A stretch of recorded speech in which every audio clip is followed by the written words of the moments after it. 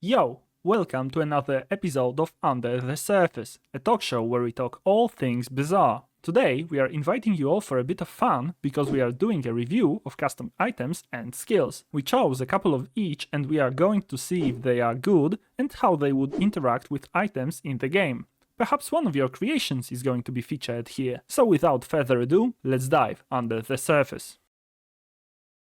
We've been scouring the internet and we decided to look through some of your inventions in regards to custom items because we made a couple of custom items ourselves. We made a couple of skills I think you enjoyed. How about reversal of the situation? You made some items, you made some skills, and now we are going to review them, see how creative you all were. Let's go for the first one, and that would be Magical Ledger by Thumb Slinger. And this one seems like, sort of reversed boots, those bootstraps. For every 50 gold you spend, enchant one of your other items. And bootstraps say that every 50 gold you spend, you upgrade one of your other items that is of a lower tier. I understand that this Magical Ledger is diamond tier only, but the effect seems rather good.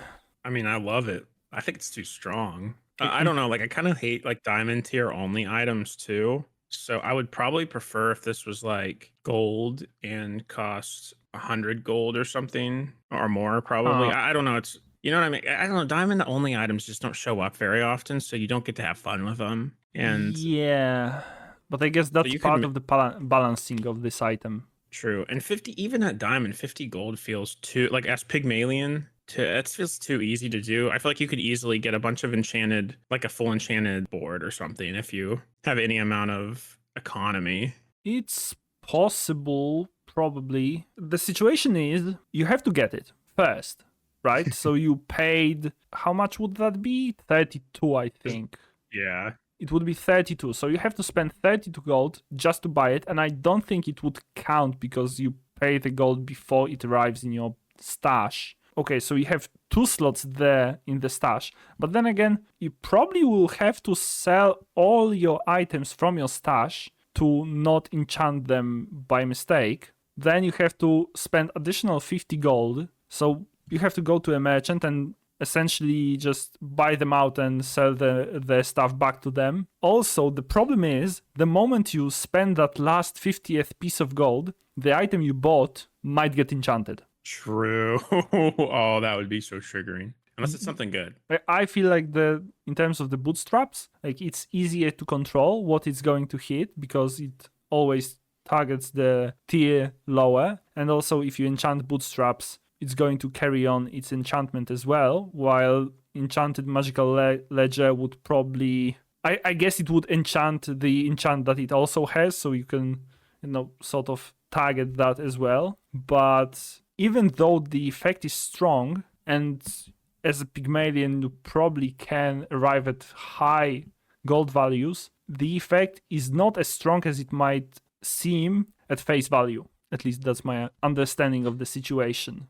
I would say it's fairly good item. I would say it has a place in the game. Yeah, you've sold me on this a little bit because I think in my heart I just want it to start lower tier, and it does need to be reworked if it's going to start lower tier, but it doesn't. It's just kind of random. So I mean, it's still pretty good, but most of the time you are probably getting 2, maybe 3 enchantments out of that, and obviously it will help, but it's going to help as much as bootstraps is. And obviously bootstraps is a good item, but you have to invest in it a lot, and you have to have insane economy to pull it off successfully, and not every time you can get to insane economy where you generate 50 gold each day. Yeah, and enchants, if you get the right one, it's insane. But also if you get a shielding enchant, you're not doing any shielding. It's better to have it, I guess, than nothing, but it's not necessarily going to win you fights. Going further to the next item, I think we could do skill this time, because this one is actually pretty intriguing. So this skill is called Boundless, and it was designed by Yaomon. I think that's how you pronounce it. It's a diamond skill, so it's pretty rare as well. And it says your leftmost and rightmost items are adjacent to each other. And I think this would spawn some busted builds. Oh yeah. This skill feels like it's already in the game. You know, it feels so just like a natural addition to the game. Yeah, but I wonder if it's not too strong. Like perhaps it also would require for leftmost and rightmost items to gain like plus 10% cooldown or something like that. But it would need to be tested. Just by existing, you can do some weird stuff. I probably couldn't tell you a combo from the top of my head, but the fact that you can use like leftmost, rightmost skills or effects. Let's say your rightmost item has plus X crit chance, so you put it to the side, but then you want that item to also benefit from adjacency. Then you put that item that you want to be sort of adjacent to that item on the right to the left, or other way around, depending on what you want. So Rivet Gun would, in that scenario, if you put on the leftmost slot, charge the rightmost item. Oh my god. Like, I'm Vanessa main, everybody knows, and she has so many items that are like care about being next to another item, and I'm thinking like this solves a lot of those problems immediately. Or like she has the skill that I really like that like every time you use an item or every time you use a weapon, weapons on both sides of it like gain more damage. And I'm thinking like, oh my god, you could get the damage bonus for being on the right and still be like gaining that. Oh, how would Figurehead work with this? Oh my god, would everything just get both? I don't know. Damn, my head is, smoking right now. I don't know. The more I think, maybe the coding of the skill would be too complex. Like realistically, I think Figurehead should do both. Or does it just mean only the leftmost and rightmost item are touching, and it's not really like a continuous stretch? Yeah, I think like how I would code this, though this would probably, I'm no coder, I'm no IT guy, so this might be terrible and dumb, but I would probably, spawn invisible items that are copies of like leftmost, rightmost items.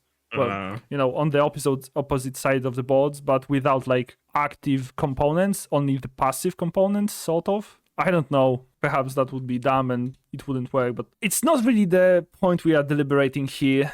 In the example of Figurehead, if it would only work for the one item over and not necessarily for the whole row, it still would probably be good, And there are, as I said, like Rivet Gun. I believe Pendulum would also be strange in this scenario. Oh. And also imagine having 3 items on the board. They would all sort of touch each other.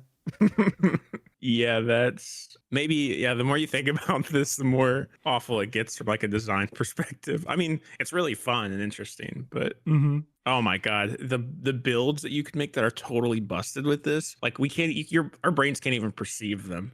Yeah, good job, Yaomon. Like, I think this is really fun and a bit of like out of the box idea. Yeah, even if it wouldn't be fit for the game itself because of, balancing reasons, which I'm not 100% sure of. It's still a cool idea and a lot to be inspired from. You inspired us, man.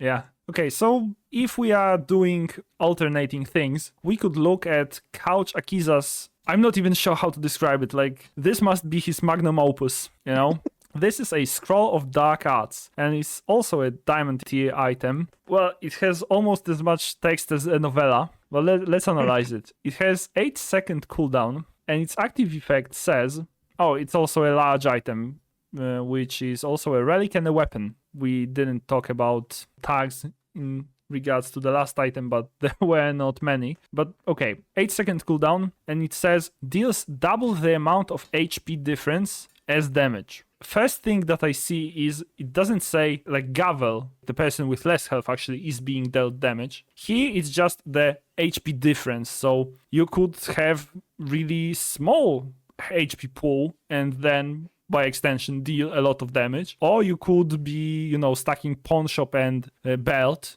and then you have HP advantage, and then you also deal a lot of damage. So there's 2 ways of this already, which I like, but the passive effect is a doozy in my opinion, because, okay, the first line is sort of like, I'm not sure if it's necessary, but okay. This item steals your XP. It's more like a reminder. Endless quest. This item steals 6 HP. Reward reduce cooldown by 1 second. I think the wording, this item steals 6 HP is inaccurate. It would be like you lose 6 HP probably. And I wonder if you could lose levels with it. What happens if you have like, you just leveled up and you have 0 XP to the next level and you trigger the quest? Oh, I didn't think of, because you get like a permanent thing on level up. So yeah, like would it only eat the current level XP so you could, arrange it so you don't lose too much? Who knows? I think it should just eat. Like you can still, like if you level up, you gain the reward, but it'll eat.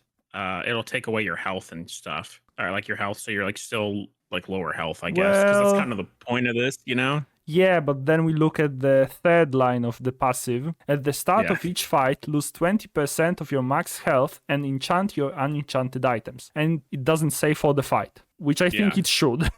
No, I think it, well, probably, but the goal, like the obvious goal with this item is to continuously lower your health to as low as possible and have as big of a health difference between you and your enemy. But, but at some point you will arrive at less than you started with. And then, even a magma core would kill you. I mean, they put this as a Mac item. I think realistically, to have an item like this, you would either need a lot of new Mac items that do different stuff, or like this feels like a large diamond item for a new hero that's like about having low health and stuff. You know what I mean? Yeah, but versus the main part is this is not a one shot, because it cannot be, because it deals the difference. Oh no, the double the amount of HP difference. Okay, so if it deals double the amount, okay, it can one shot. I think the cooldown reduction. How does the math work here? Sorry, I'm interrupting you constantly. No, you're good. I mean, if you have 1 health. Okay, wait, imagine this with Memento Mori. Wait a second. Oh. Like invulnerability potion. Yeah. Just have a bunch of stuff to stop yourself from getting killed really quick. Memento Mori I can see. Invulnerability potion I'm not sure, because this goes off after 8 seconds. So before 8 seconds you need to keep yourself alive, and not after, which invulnerability potion triggers after 10 seconds. But remember Stealth Glider? Yeah. I think now there is a combo here. Stealth Glider, Memento Mori, Scroll of Dark Arts, and, let's show those boys what we're all about. That sounds broken, especially if you've had this Scroll of Dark Arts for a few fights and have lowered the cooldown. Like you just win unless your opponent is figuring out how to like shield out of their mind or something. Yeah, I guess for this item, to be fair, it would probably also need like 1 ammo, because this feels like boulder with extra steps. Yeah, that's true. I don't understand the quest like fully, because this item steals 6 HP, but when does it happen? When does this quest trigger? Oh, true. Let's say it triggers at the start of each fight, but if it were to be reduced a couple of times, let's say it has 4-second cooldown, you reduced it 4 times, then like not many items trigger that fast. So if it was to one-shot your opponent after 4 seconds, then it's probably unhealthy for the game.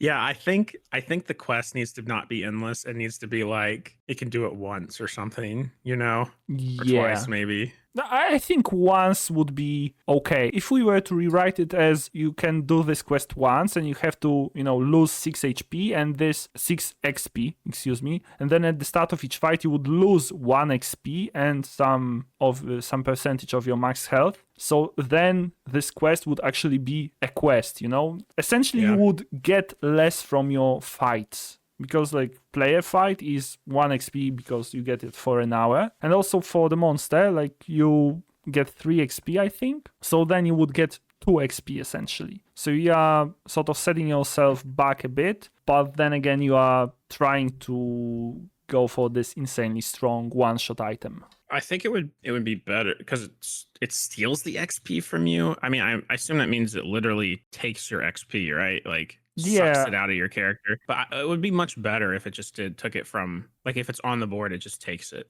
over that, because that's just too confusing for the yeah, player. yeah. Wording could be like touched up a bit here, but like essentially, I like the idea of this item. There's cool things that happen in this Coach Akiza's head. Perhaps the effect is a bit too strong, like, a little bit, just a touch, just a smidge. But the idea of, losing XP, which is, I think, the most valuable thing in the Bazaar, to get something really strong. So, a trade-off, which is also part of max identity trade-offs. I think this is another item that, could inspire something pretty cool. Yeah, and like I mentioned the Memento Mori and stuff, like there are items that work with this like kind of well. So get an expansion centered around this, Like Dark and Art tweak it a expansion, little yeah. bit. And you have a build and a new type of build for a Mac that works pretty well. And this person's brain was firing on all cylinders when they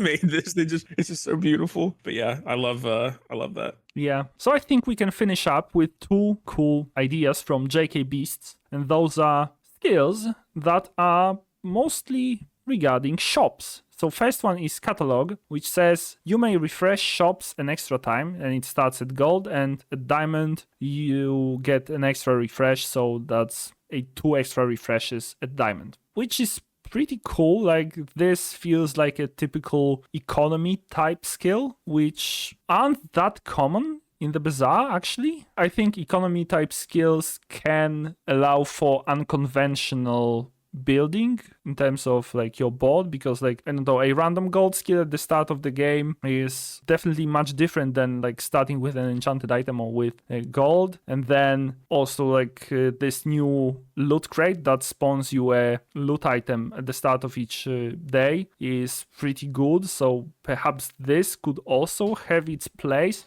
Definitely Pig would like it, to look for items, but at the same time, like, I don't know, I hope there's some use for this, because it feels cool as an addition. It's not flashy, it's not, extra, but seems usable. I just really like the idea of non-combat skills. Like, this might feel worse if you get it initially, but then as you play with it, you're like, oh, like, oh my God, like I'm able to get the items I want. And I just like that idea. I want more of that. And I really love the loot crate. Is that what it's called? Item? I don't remember. I'm just going to call that.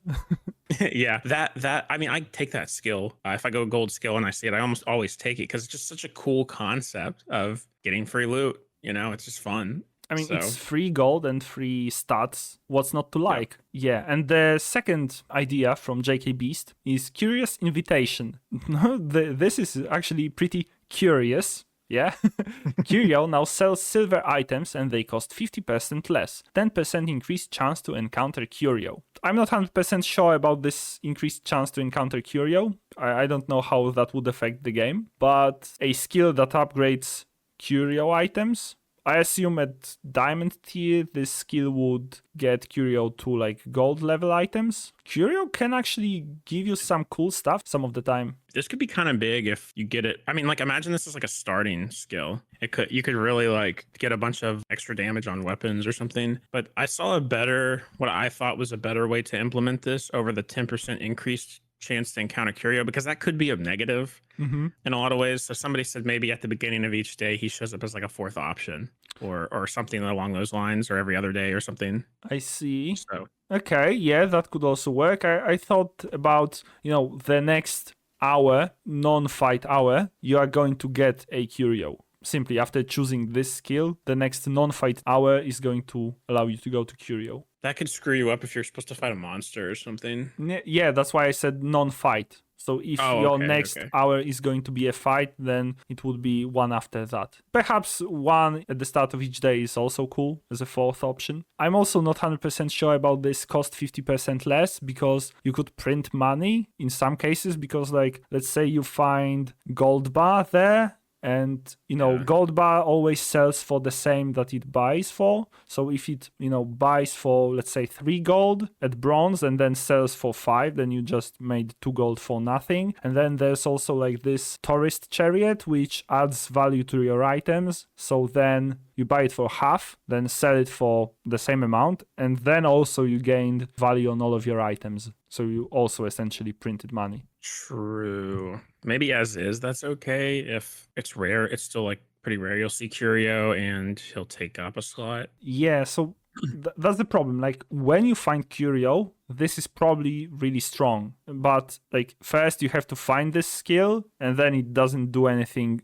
by itself immediately. So like that's not particularly good choice, like on average. Like you want immediately to impact your board. If the condition when you can find Curio would be somehow tweaked to, at least once a day, then you are probably generating so much value that this is busted. True. So like the idea is cool. I'm not 100% sure if it would actually fly as is. It could probably spawn some pathological play patterns. Yeah, I'm sure as if tweaked, this could be in game, and I hope more skills like this show up because it's just fun. It feels more like RPG. Yeah, it doesn't necessarily have to be like this per se, like specifically targeted at Curio, but it also could. Like Curio is an unconventional merchant, so like having him, buffed is cool, but also like a skill that literally buffs merchants somehow would be cool. Yeah. Like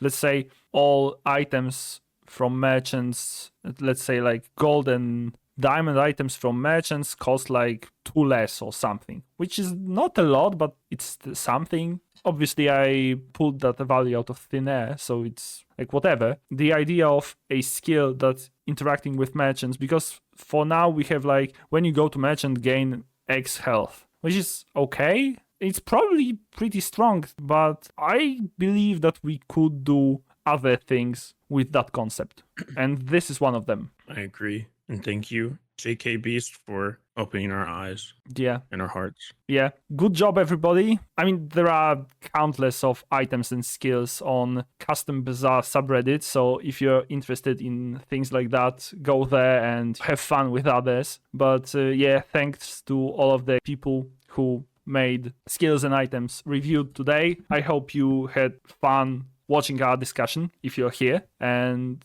perhaps you've learned something as well. So yeah, thanks for watching. I don't know, perhaps tell us which one of these is your favorite, which sparked your interest. Besides commenting, you may also like and subscribe. And yeah, that's it for today. Thanks for watching again, and we'll see you all on Thursday on Blake's channel for the next episode. And bye. See ya. Yeah.